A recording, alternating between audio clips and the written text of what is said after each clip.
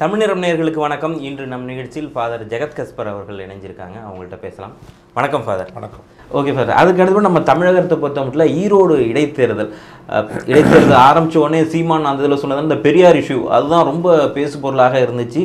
திமுக கூட அங்கே அந்த அளவுக்கு ரொம்ப ஒர்க் பண்ணல, ஏன்னா ஏடிஎம்கே அதில் அவங்க நிற்கலை, பாஜக அதில் நிற்கலை அப்படின்னோமே பெரிய அளவில் அவங்க ஒர்க்கை கொடுக்கல அப்படின்னு சொல்லியிருந்தாங்க. இப்போ திமுக அங்கே பெரும்பான்மை அளவில் வின் பண்ணுற அந்த இதில் இருக்காங்க. நாம் தமிழர் இவங்க பேசுகிற இந்த வாக்கு சரிவு இருக்குல்ல, ஏன்னா இப்போ நாம் தமிழர் கொஞ்சம் அதிகம் வாங்கியிருக்காங்க அப்படின்னு சொல்லனாலும் அவங்க 2 பேர் தான் இருக்காங்க. அப்படிங்கிறப்போ நாம் தமிழருடைய வாக்கு எண்ணை கொஞ்சம் அதிகரிச்சிருக்கணும். பட் இந்த இதில் குறைஞ்சிருக்கு அப்படின்னா அதில் சீமானவருடைய இந்த பேச்சுக்கள் தான் காரணமாக, ஏன் அந்த சரிவுக்கு காரணம்? ஈரோடு தேர்தல் களத்தை பொறுத்தவரையில் என்னுடைய முதற் கருத்து, இந்த தேர்தலை அண்ணா திராவிட முன்னேற்றக் கழகமும் பாஜகவும் புதிதாக வந்திருக்கிற விஜய் தமிழக வெற்றி கழகமும் புறக்கணித்தது என்பது அது ஒரு அன்இன்ஸ்பைரிங், ஒரு ஒரு அவர்கள் மீதான நம்பிக்கையை உயர்த்துகிற ஒரு செயல் அல்ல. அதிமுக என்னதான் பின்னடைவு வரும் என்கின்ற ஒரு நிலை இருந்தாலும் கூட களத்தை விட்டு அவர்கள் விலகி இருக்க சண்டை போட்டு பார்த்துருக்கலாம் கூடாது. அது 15% வாக்காக இருக்கட்டும், தங்கள் தொண்டர்களை ஊக்கப்படுத்துவதற்கேனும் அது களத்தில் நின்றிருக்க வேண்டும். பாஜக அச்சத்தினால் தான் களம் வரவில்லை. ஏனென்றால் அவர்களுடைய சாயம் வெளுத்துவிடும். உங்கள் வாக்கு 7-8% தான், அதற்கு மேல் உங்களால் போகிற இடத்துல வந்தா நம்ம உங்கள் மண்டலத்திலேயே நீங்கள் இல்லை. இதுதான் களநிலை யதார்த்தம். அந்த உண்மை வெளிப்பட்டு விட்டால் அடுத்த தேர்தலில் ஏனைய தோழமை கட்சிகள், தோழமைன்னா அதிமுக எல்லாம் இவங்க பூட்டிச்சு முறுக்கி மிரட்டி உருட்டி ஒரு 50-60 சீட் எப்படியாவது வாங்கணுங்கிற ஒரு முயற்சி எடுப்பாங்கல்ல, அதுக்கு அது தொந்தரவா மாறிடும். ஸோ உங்களுக்கு உண்மையில் எவ்வளவு வாக்கு இருக்கிறது, நாங்கள் தான் ஆட்சியை பிடிக்கப் போகிறோம் என்று நீங்கள் கூரை மீது இருந்து கூவுகிறீர்கள் அல்லவா, அதை ஓரளவுக்கேனும் இந்த தமிழ் சமூகம் பார்க்க நம்ப வைக்கிற ஒரு தருணமாகத்தான் இந்த தேர்தலை நீங்கள் பார்த்திருக்க வேண்டும். முதுகெலும்பும் தன்மதிப்பும் தோல்வி கண்டு அஞ்சாத ஒரு மனமும் உங்களுக்கு உண்மையில் இருக்கிறது என்றால் நீங்கள் நின்றிருக்க வேண்டும். தமிழ் சமூகமும் நீங்களும் அறிந்திருப்பீர்கள் அல்லவா. ஆனால் உங்கள் வெற்றி என்பதே உருட்டு மிரட்டு பொய் பித்தலாட்டம் பணம் மோசடித்தனம் இவற்றினால்தான் உங்கள் வெற்றி வருகிறது என்பதற்கு வேறு எந்த சான்றும் அவசியமில்லை. அதே போலத்தான் விஜய் அவர்களும் 4% வாக்கு என்றாலும் நின்று களமாடி இருக்க வேண்டும். களமாடி நீங்கள் ஒரு ஜனநாயக அரசியலுக்கு தயார் என்பதை நீங்கள் நிரூபித்திருக்க வேண்டும் இல்லையா. அதை கூட அவங்க செய்யலைங்கிறது அது ஒரு ஒரு நம்பிக்கை. வாக்குப்பதிவு என்று வருகின்ற பொழுது 2021 நிகழ்ந்த அதே வாக்குப்பதிவு நிகழ்ந்திருக்கிறது. 23 தான் சற்று அதிகமாக வாக்கு பதிவானது. ஏனென்றால் EVKS இளங்கோவன் அவர்கள் அவருடைய மகன் இறந்த ஒரு உணர்வு எழுச்சி, அவர் நல்ல வாக்கு வேறுபாட்டில் அவர் வெற்றி பெற்றார். ஆனால் 2021 பெற்ற வாக்குகள் அப்படியே பதிவாகி இருக்கின்றன. அப்படி பார்க்கிற போது அதிமுக களத்தில் இல்லை, விஜய் அவர்கள் களத்தில் இல்லை, மக்கள் நீதி மையம் களத்தில் இல்லை, தேமுதிக களத்தில் இல்லை என்று வருகின்ற போது குறைந்தபட்சம் நீங்கள் ஒரு 35% வாக்குகளை எனும் பெற்றால்தான், அதை பதிவான 1,44,000 வாக்குகளில் குறைந்தபட்சம் நீங்கள் 35% பெற்றால் நீங்கள் தமிழகத்திற்கு ஒரு முக்கியமான கட்சி என்று உங்களை அங்கீகரிக்க முடியும். நீங்கள் 2021 7.1% ஏறக்குறைய 8% வாக்குகளை பெற்றீர்கள். உங்கள் வாக்குகளையும் பாஜகவினுடைய வாக்குகளையும் நீங்கள் ஒன்றாக்கி பார்த்தீர்கள் என்றால் அதே அளவு வாக்குகளைத்தான் நீங்கள் பெற்றிருக்கிறீர்கள். எனவே அறிவிக்கப்படாத ஒரு பாஜக கூட்டணி தான் நாம் தமிழர் கட்சியும் பாஜகவும் நிகழ்ந்திருக்கிறது. காரணம் அதிமுகவினர் வாக்களித்தது போல் தெரியவில்லை. அப்படி வாக்களித்திருந்தால் இவர்களினுடைய அந்த வாக்கு சதவீத எண்ணிக்கை இப்போது நான் உங்களோடு உரையாடி கொண்டிருக்கிற பொழுது ஒரு 1,00,000 வாக்குகள் தான் எண்ணப்பட்டிருக்கிறது. இன்னும் ஒரு 44,000 வாக்குகள் எண்ணப்பட வேண்டி இருக்கிறது. அந்த 1,00,000 வாக்குகளில் ஒரு ஏறக்குறைய 80,000 திமுக வென்றிருக்கிறது, ஒரு 17,000 18,000 நாம் தமிழர் கட்சி வென்றிருக்கிறது. ஸோ நாம் எதை கணித்தேனோ அதிமுகவினுடைய வாக்குகள் அங்கு செல்லவில்லை என்றால் ஏன் ஏனைய நடுநிலை சார்ந்தவர்களின் வாக்குகளும் நாம் தமிழருக்கு செல்லவில்லை என்றால் தந்தை பெரியாரனுடைய களம். நீங்கள் தந்தை பெரியாரை சிதைத்து RSS பரிவாரத்தை அப்படி நீங்கள் குஷிப்படுத்தி நீங்கள் அந்த தேர்தலை சந்திக்கின்றீர்கள்.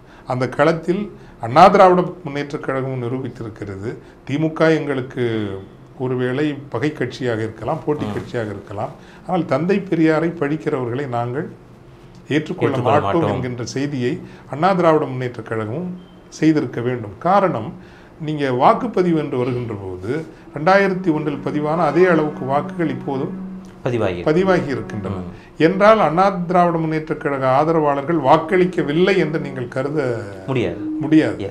அவர்கள் வாக்களித்திருக்கிறார்கள். அந்த வாக்குகள் எங்கு சென்றிருக்கிறது என்றால் திமுக சென்றிருக்கிறது. அந்த போர் வரையறை கோடுகள் இருக்கின்றனவா, அந்த வரையறை கோடுகளில் மீண்டும் சொல்கின்றேன், தந்தை பெரியார் செய்தது எல்லாம் சரியா, சொன்னது எல்லாம் சரியா, அவர் எடுத்து வைத்தவற்றை எல்லாம் நாம் ஏற்றுக்கொள்ள வேண்டுமா என்றால் அதில் எனக்கும் கருத்து வேறுபாடு இருக்கிறது. எதை எடுத்துக்கொள்ள வேண்டுமோ அதை எடுத்துக்கொள்வோம், எதை தர்க்க ரீதியாக விவாதிக்க வேண்டுமோ அதை தர்க்க ரீதியாக அணுகுவோம். ஆனால் ஒரு மாபெரும் ஆளுமையை தரக்குறைவாக கீழிறக்கி கொண்டு வருவதும் ஒரு தராதரமற்ற அரசியல்னு சொல்கிறாங்க. தராதரமற்ற, இப்போ நீங்கள் சோஷியல் மீடியாவுக்குள்ளே போய் பார்த்தீங்கன்னா கூட இந்த நிகழ்ச்சிகளுக்கு பின்னூட்டம் இடுகிறவர்கள் 2 தொகுப்பினர் தான் தரம் தாழ்ந்து பேசுவார்கள். நாம் அண்ணா திராவிட முன்னேற்ற கழகத்தினர் கூட ஒரு சோஷியல் மீடியாவில் பின்னூட்டம் இடுகின்ற பொழுது அவர்கள் தரக்குறைவாக ஒருபோதும் சொல்லாடல்களை பயன்படுத்துவதில்லை. அது மக்கள் நீதி மையமோ காங்கிரஸ்காரர்களோ கருத்து வேறுபாடுகளை கடுமையாக வைப்பார்களே தவிர தரம் குறைந்த ஒரு சொல்லாடல், தனிநபர் தாக்குதல், அதிலும் தரம் குறைந்த இந்த தரம் குறைந்த சொல்லாடல்கள் என்பது RSS பரிவாரத்திற்கும் இந்த நாம் தமிழர் கட்சிக்குள்ளும் தான் இருக்கிறது. என்றால் நீங்கள் பயிற்றுவித்து வைத்திருக்கிறீர்கள், இப்படியா உங்கள் தொண்டர்களை நீங்கள் புடமிட்டு வைப்பது? தமிழ் தேசியம் என்றால் எவ்வளவு புனிதமான ஒரு கருத்தியல் இல்லையா? சங்க இலக்கியம் தொடங்கி வள்ளுவன் வழியாக வள்ளலார் வழியாக வந்த ஒரு எப்படிப்பட்ட ஒரு வழிபாதை ஒரு தரக்குறைவான பண்பற்ற 21ஆம் நூற்றாண்டில் நாம் நிற்கின்ற பொழுது அதற்கு ஏற்ற ஒரு பார்வை, அணுகுமுறை, தன்மை, பண்பு எதுவும் இல்லாமல் ஒரு கூட்டத்தை வீணடித்திருக்கிறீர்களே. இந்த பிள்ளைகள் அல்லவா அடுத்த கட்ட தமிழ் சமூகத்தை வழிநடத்தி செல்கிறவர்களாக இருந்திருக்க வேண்டும்.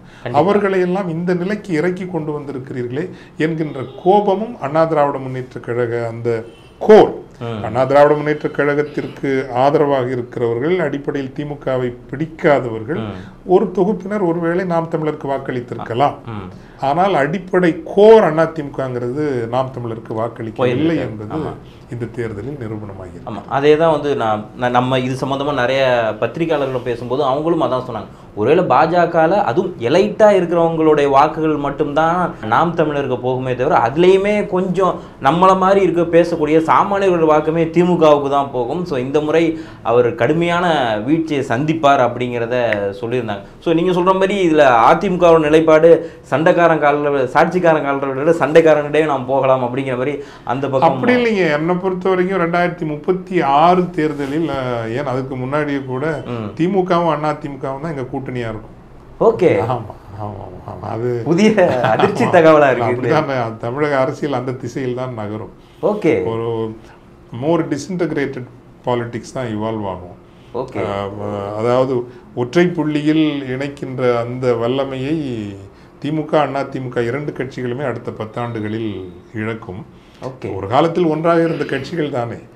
ஒரு காலத்தில் எம்ஜிஆர் அவங்க சொல்லுவாங்க அண்ணாவின் காலத்தில் ஒன்றாக இருந்தது, பிறகு பிரிந்து எம்ஜிஆர் ஜெயலலிதா என்கின்ற ஒரு கடும் போட்டியாகவும் பகையாகவும் வளர்ந்து வலுவாக இருந்து மீண்டும் ஒரு சுற்று அவர்கள் இணைந்து வருகிற 31 அல்லது 36 இந்த 2 இதில் ஏதாவது ஒன்றில் இவர்கள் தான் இப்போ முதன்மை கூட்டணியாக தமிழகத்தில் இருப்பார்கள், எழுதி வைத்துக் கொள்ளுங்கள். ஓகே, அது நடந்தால் உண்மையிலே அந்த இதை கண்டிப்பாக அதையும் நம்ம பேசுவோம். இல்லை, அது என்ன வரக்கூடாதுன்னா தேசிய கட்சி எதுவும் இங்கே வந்துடக்கூடாது.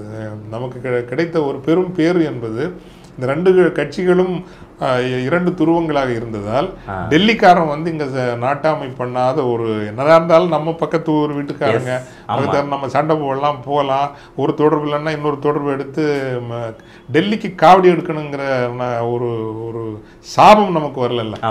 கடந்த ஒரு 60 ஆண்டுகளாக எதுக்குனாலும் டெல்லிக்காரனுக்கு காலில் விழுந்தும் அவனுக்கு பயந்தும் அவனுக்கு காவடி எடுத்தும் வாழணுங்கிற அவல நிலை நமக்கு வரல. 2 கட்சிகளுக்குமே அந்த இல்ல தமிழர்களுக்கு நிகழல.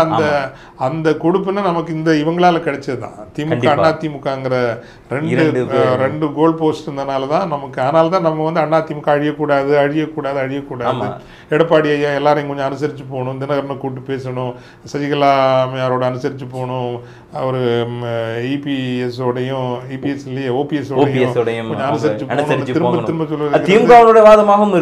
நாங்கள் இந்த டெல்லிக்காரங்களோட நாம் போய் மாரடிக்கிற ஒரு அவல நிலைக்கு எங்களை ஆளாக்கி இருக்காதீங்க, எதுனாலும் உங்களோடையே நாங்கள் வாழ்ந்துட்டு போயிடுறோம்னு தான் அவங்கள நம்ம எதிர்பார்க்கறது. நீங்கள் கட்சியை கொஞ்சம் சரி பண்ணுங்க, 2 பேரும் நீங்கள் போட்டியாக இருக்கோம், உங்களை சுற்றி இந்த கூட்டணி எல்லாம் அமையட்டும்னு இப்போதைக்கு ஒரு புதிய நல்ல சக்தி எதையும் நம்ம எழுந்து வருகின்ற வரை அப்படி இருக்கட்டும்ங்கிறது தான் நம்ம விருப்பமாக இருக்குது. பட் இப்படித்தான் எடப்பாடி அவர்கள் செல்வார்கள் என்றால் நான் நினைக்கிறேன் 31 அல்லது 36 திமுக அதிமுக தான் ஒன்று சேரும். ஸோ இது ஏன்னா இந்த எம்ஜிஆர் அவர்கள் அவங்க இறக்கும்போது அந்த தருவாயில் கூட சில கிசுக்கு மாதிரி சில செய்திகள்லாம் வந்துருச்சு. அதில் சொல்லுவாங்க திமுகவோட இணைச்சிடலாம் அப்படிங்கிற அந்த பேச்சுக்கள் எல்லாமே இருந்துச்சு அவருக்கு அப்படிங்கிறத. அது கூட்டணியாக இருப்பாங்க, கூட்டணியாக ஒரே ஒன்றா பயணிக்கலாம் அப்படின்னு. ஸோ அதுல இருந்தால் கண்டிப்பாக ஒரு பெரிய மாற்றம் இருக்கும். அதே சமயம் சவுத்தில் ஒரு ஸ்ட்ராங்கான ஒன்றா கூட மாறும்.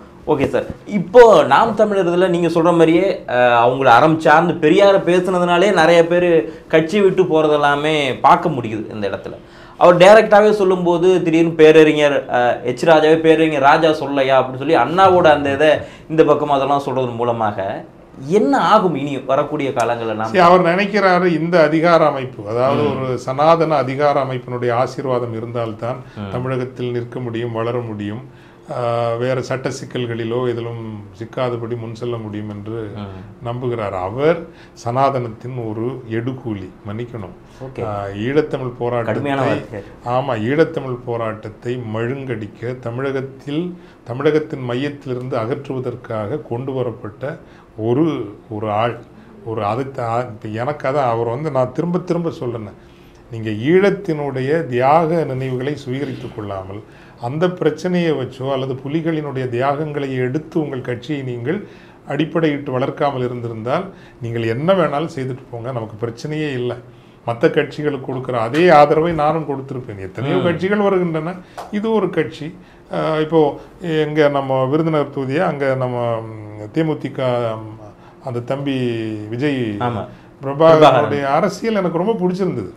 உண்மையிலேயே அந்த தம்பியோட அணுகுமுறை இதெல்லாம் பிடிச்சிருந்தது. அந்த தொகுதிக்கு மட்டும் நம்ம அவருக்கு கொஞ்சம் வேலை செய்து கொடுத்துருக்கலாமே கூட ஒரு மனசுக்கு பரவாயில்லையா, அவருடைய பாலிடிக்ஸ் நல்லா இருக்கு, ஒரு யங்ஸ்டர் ரொம்ப சிறப்பாக செய்கிறாரு அப்படின்னு இவங்களுக்கும் நம்ம ஆதரவு கொடுக்க தான் செய்திருக்கோம். இன்றைக்கு நீங்கள் ஈழத்தமிழ் பிரச்சனையை காயடிக்கவும் மழுங்கடிக்கவும் இந்திய உளவு அமைப்பாலும் இந்த சனாதன சக்திகளாலும் கொண்டு வந்து நிறுத்தப்பட்டீர்களோ.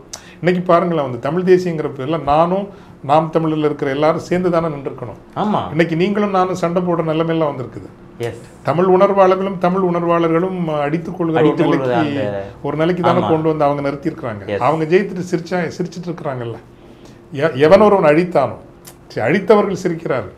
எம்.கே. நாராயணன் கும்பல் அல்லது விஜய் நம்பியார் கும்பல், நிருபமா ராவ், இவங்கெல்லாம் சேர்ந்தானே அழிச்சாங்க. அழித்தவங்க எல்லாம் அல்லது இந்து பேப்பர் குடும்பம் இவங்கெல்லாம் ஜாலியாக தானே இருக்காங்க. நீங்கள் பெரியாரை அழிக்கத்தானே வரீங்க.